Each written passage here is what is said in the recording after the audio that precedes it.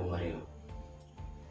Ya, jadi ini tema yang cukup berat ya. Saya pikir kita sengaja mengangkat ini dari sebuah refleksi dan kegelisahan dunia masa kini ya. Iya. Ya, pertama-tama tentunya teman-teman semua bahwa pandangan ini merupakan pandangan pribadi di luar hubungannya dengan nilai-nilai atau poin-poin dari keyakinan-keyakinannya yang ada. Iya. Nah, jadi pure ini benar-benar refleksi pengamatan kita terhadap realita dan menjadi sebuah argumentasi pribadi kita ya. Dan argumentasi tentunya argumentasi dari channel ini, Channel ya, Ngobrol Aja ya. Ngobrol Aja. Ya, jadi topik kecil yang mau kita angkat ini apa, Bung? Ya, jadi topik kecil yang kita angkat yaitu tentang dilema Tuhan. Sebelum kita untuk masuk ke dalam pembahasan kita, saya awali itu dengan sebuah pertanyaan kecil. Ya. Jadi ini suatu pertanyaan reflektif ya, Bung Mario. Apakah Tuhan itu mengikuti perkembangan zaman ini? Ya, jadi kalau memang Tuhan benar mengikuti suatu perkembangan zaman ini, dan kalau iya berarti Tuhan telah mengubah suatu standar dosa. Dan kalau Tuhan tidak mengikuti perkembangan zaman, berarti Tuhan telah mengingkari dirinya sendiri atau keilahian dia gitu. Nah, jadi mengubah standar dosa mulai dari situ dulu. Mungkin Bung Andi bisa gambarkan realita konkret yang Bung Andi lihat dalam kehidupan sehari-hari sehingga bisa mengatakan bahwa Tuhan mengubah standar dosa. Jadi seperti ini aja. Kita contoh ya untuk berbicara tentang seksual misalnya. Dulu kita atau banyak ya orang kita untuk berbicara tentang seksual itu dianggap suatu hal yang tabu. Yang tabu ya, seksual ya. Hal yang tabu. Tetapi fakta ya. Itu fakta bahwa kita untuk berbicara tentang seksual itu adalah hal yang tabu. Tapi dengan perkembangan zaman saat ini untuk berbicara tentang seksual itu menjadi suatu hal yang biasa saja di masyarakat. Bahkan urgen. Ya.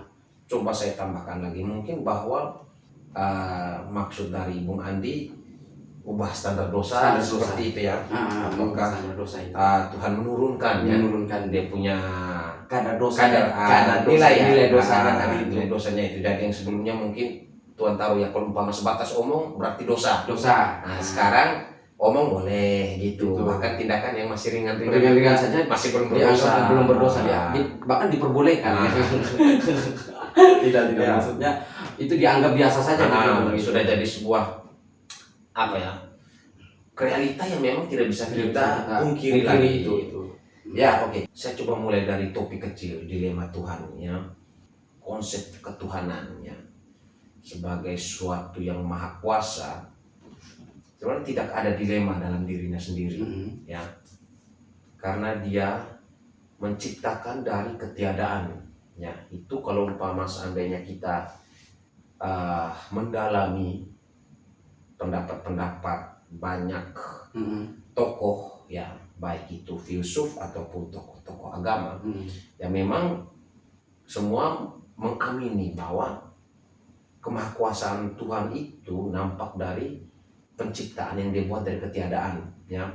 Artinya dengan sekali ini semuanya jadi ya. Artinya memang tidak ada dilema di situ ya. Dan semuanya berjalan sempurna. Tapi memang kalau kita selami lebih jauh, pertanyaan seperti ini merupakan sebuah bentuk kegelisahan ya. Kegelisahan zaman. Kita masuk ke dalam topik persoalan terkait dilema Tuhan ini. Jadi jika kita mengikuti perkembangan zaman, kan menuntut orang untuk lebih berpikiran terbuka. Di saat yang sama itu berarti kita harus meninggalkan nilai-nilai yang pada umumnya dianggap kolot, tradisional, dan tidak sesuai dengan tuntutan zaman. Kalau mau kita breakdown contohnya ya banyak sekali ya, selain salah satunya itu tadi terkait kehidupan seksual. Kehidupan seksual artinya orang sudah berani lebih vulgar saat ini. Nah, pertanyaannya adalah apakah orang-orang yang seperti itu ya, yang maksudnya merasa bahwa ini sebenarnya sudah sesuai perkembangan zaman, apa yang kita buat ini memang tuntutan zaman, apakah mereka ini tindakan ini berdosa? apakah orang-orang itu akan masuk tanda kutip neraka, ya? Atau kita ambil contoh lain, misalnya di negara-negara maju ya, dengan banyak hal yang sudah dianggap biasa saja ya, bahkan orang tidak berpikiran lagi soal mengenai agama, ya betul-betul jadi ranah privat ketika berbicara tentang agama ya. Artinya orang tidak berpikir lagi nilai-nilai agama, sesuatu yang baik itu harusnya masuk akal. Nah, apakah mereka-mereka ini yang tidak membangkitkan nilai agama dalam praktik kehidupan sehari-hari itu kemudian akan masuk neraka? Kita tidak tahu. Mungkin saja dia punya kehidupan sosialnya yang baik, contohnya dia membantu banyak orang, ya kan? Itu nilai sosial. Nah, jadi posisi kita mempertanyakan posisi Tuhan di sini. Apakah Tuhan akan tetap mempertimbangkan nilai-nilai dosa itu ya, berdasarkan standar-standar yang dulu kita anggap suatu yang tabu, lalu karena perkembangan zaman lalu Tuhan tidak lagi. Ya, memang akhirnya perdebatan soal nilai-nilai agama itu atau tentang ketuhanan ya, itu memang di luar batas nalar ya. Kita tidak bisa menjangkau apa yang Tuhan pikirkan. Tetapi paling tidak satu pegangan yang mungkin bisa kita refleksikan bersama ya, bahwa sebelum saya masuk ke poin itu, saya ambil contoh misalnya orang-orang yang tidak beragama, orang ateis, orang komunis, ya masih banyak ya, bahkan jumlah mereka juga tidak sedikit. Apakah kita bisa mengklaim mereka itu tempatnya di neraka? Nah, gitu. Sementara kita semua tidak tahu kehidupan sesudah kematian itu seperti apa. Yang kita dapatkan itu adalah hanya doktrin, ya kan? Doktrin bahwa sesudah kematian ada kehidupan yang lain. Kehidupan yang lain itu cuma dua jalan, tidak surga dan neraka. Nah, gitu. Nah, itu yang memang tertancap dalam benak kita ya. Tuh, saya potong sebentar dulu. Ya, dia. Jadi satu pertanyaan saya tadi menarik ini Bu. Jadi gini, apakah semua orang harus dia beragama?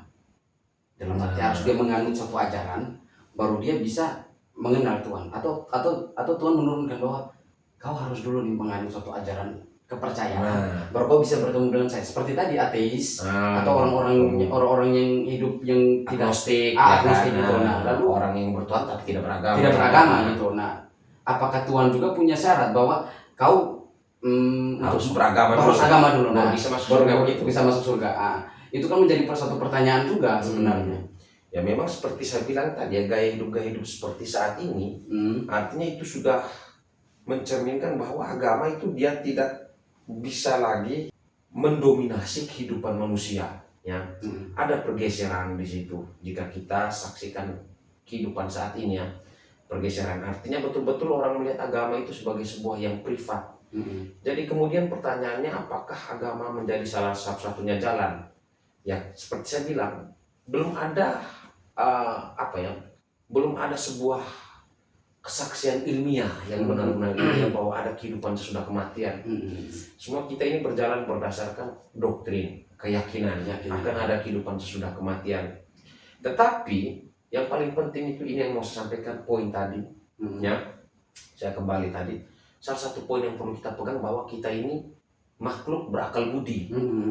Berakal budi. Tujuan akal budi kita itu adalah untuk membedakan yang baik dan yang tidak baik, ya kan? Nah, itulah keistimewaan kita manusia. Selain bahwa kita diberi kebebasan untuk memilih mau bertindak yang baik atau mau bertindak yang buruk. Nah, tapi paling penting bahwa kita sudah dibekali akal budi. Nah, jadi dengan akal budi itu sebenarnya sudah cukup untuk bisa kita menjadi manusia. Itu sudah cukup, bahwa tindakan yang baik ya memang harus dilakukan, ya kan? Sementara tindakan yang buruk ya harus dihindari. Nah, perintah-perintah agama, perintah-perintah moral ya yang kita terima saat ini itu seperti sebuah doktrin. Tapi apakah kita memahami doktrin itu secara akal sehat? Kembali kepada pribadi. Supaya jangan sampai kita mengikuti nilai-nilai moral, nilai-nilai positif itu berdasarkan ajaran, tapi bukan berdasarkan kesadaran. Ya, karena apa? Karena Tuhan itu Maha Kuasa, Dia menciptakan kita akal budi, menciptakan kita kesadaran, bukan untuk mengikuti karena ini baik maka kita ikut. Karena yang baik itu akhirnya relatif. Iya, relatif. Tidak semua orang menganggap sesuatu yang baik itu baik, dan tidak semua orang menganggap sesuatu yang buruk itu buruk.